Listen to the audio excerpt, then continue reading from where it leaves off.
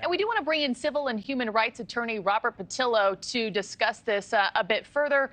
Robert, what could the potential legal ramifications be if they are able to identify who left the substance behind at the White House?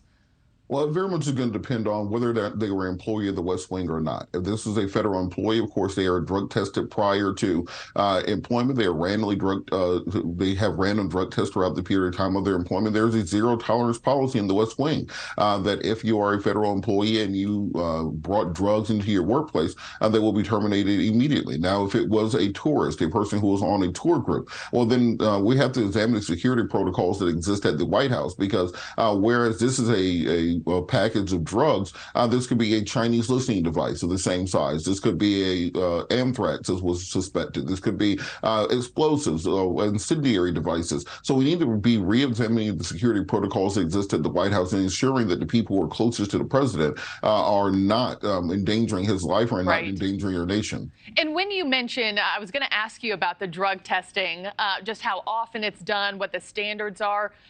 When you're saying that it's done frequently, you said, or before they start work there?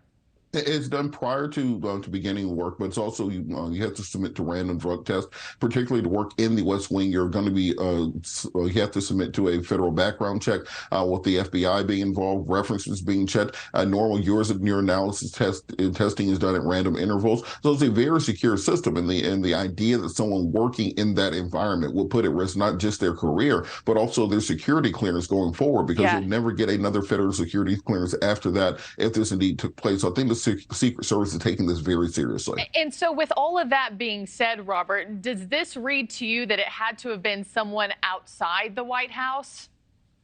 It depends, and that's why the investigation is so significant. Because if we in a situation where just some random person doing a tour is able to sneak drugs into the White House and leave them around, well, that is a major security concern and security risk going forward. That means that when we talk about classified documents, when we're talking about security of the nation's top secrets, that who knows what other apparatuses or devices or substances might be snuck into the White House on a regular basis. And I think Secret Service has to reevaluate every single protocol they use. Yeah, and you know they're scouring every camera right now.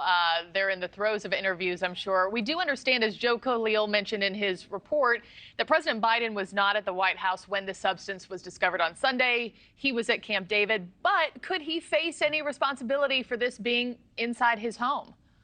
Well, I think he does have responsibility for the people, the people that he's put in charge of securing the White House, ensuring that you do have the proper measures and protocols in place to both protect the White House and the security apparatus there. I think that he has to reevaluate the people who are in the head of the presidential detail, because this is a major security risk for the leader of the free world. If it's